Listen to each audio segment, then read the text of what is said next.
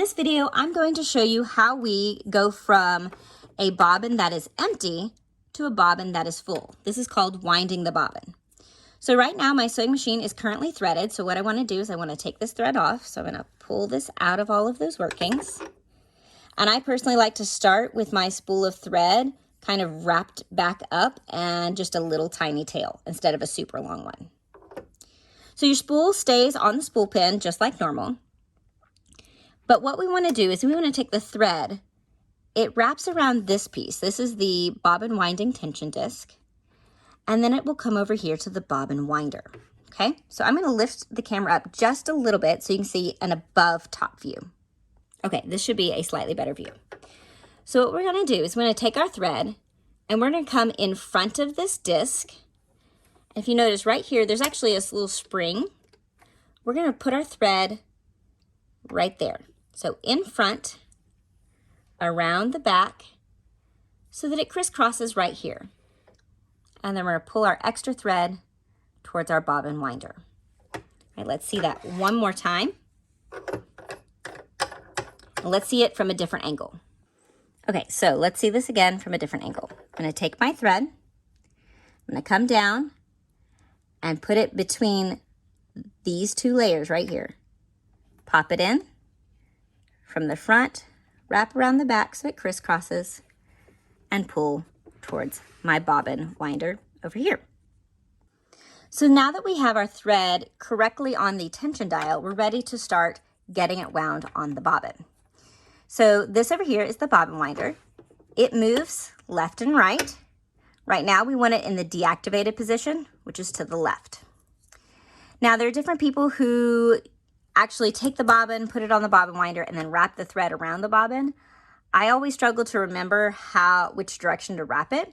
So I do this trick instead, and this works with all models of machines as far as I have tried them. So if you notice in the top of your bobbin, there's a big giant hole. That's what goes on the bobbin winder. But there's also smaller holes in the top of this plate. So what I like to do is I like to take my thread and give myself just a little bit more. And I will go as if I'm going to wrap around, but don't, and then go up through one of those holes, just like that, okay? Pull this extra, just like this. This has to be coming out of the top, because if it's coming out of the bottom, you're gonna get a tangled mess when we wind the bobbin. So make sure it's coming out of the top. Then I place it on my bobbin winder. I pull enough thread so that I can easily hold on to it without any threads dangling down. It's super important that you don't have any threads dangling down when we start the bobbin winding process, because this thread might get wrapped around and cause a big giant thread apocalypse. So we're almost ready to start winding our bobbin. All of these steps have been done with the machine off. So we're ready to turn the machine on, and we're ready to tell the machine to start winding a bobbin. So to do that, we're going to push this towards the right. This activates the bobbin winder. So when we push the foot pedal, this part's going to start spinning. But something else is also going to happen too. Our needle is going to start running. We don't want that on this machine. This machine does have a needle deactivation. So what we want to do is, after we push this to the right, we want to take our hand wheel and pop it out. This deactivates our needle so that when we're winding our bobbin, the needle's not going up and down, okay? You can wind a bobbin with the needle going up and down, but if you have the ability to deactivate the needle, always do that whenever you are winding a bobbin. So I've deactivated the needle by pulling the hand wheel out. I've told the machine I'm ready to wind a bobbin by pushing this to the right. So when I push the foot pedal, this part's gonna start spinning.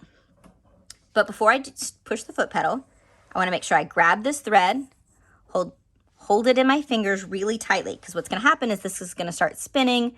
There's going to be tension on this, and you'll feel like it might want to pull out of your fingers.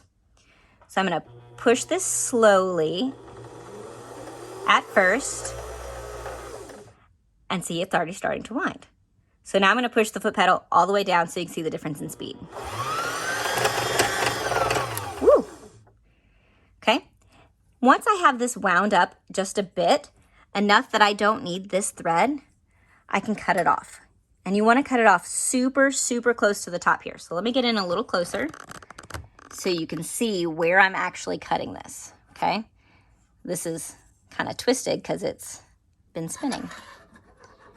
Grab my scissors. I'm cutting as close to the top here as I can possibly get. Okay, so now we just want to keep winding until the thread starts to touch this, I've forgotten the name, this bumper, okay? I'm going to go at full speed, and because this is going full speed, this particular spool wants to kind of fly off. So what I'm going to do is just put my finger on top gently to keep it from flying off.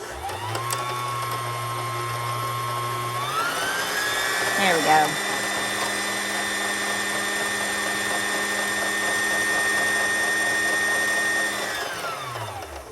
Okay, so right now that's enough to start sewing with. See how the thread is starting to touch the bumper? That means you have a mostly full bobbin. There's room that we could keep going, but I'm gonna stop for now. So we're ready to take this bobbin off. All we need to do is push this to the left. That deactivates it. So if I push my foot pedal, nothing happens, okay? Nothing also happens down here by the needle when I push the foot pedal because the needle's still deactivated. We need to push this back in, okay? Now, our bobbin and our spool of thread are all connected, so we need to separate them. And that's really easy. You just trim the thread right here. Boop. And you have your wound bobbin, and it's ready to install in your machine.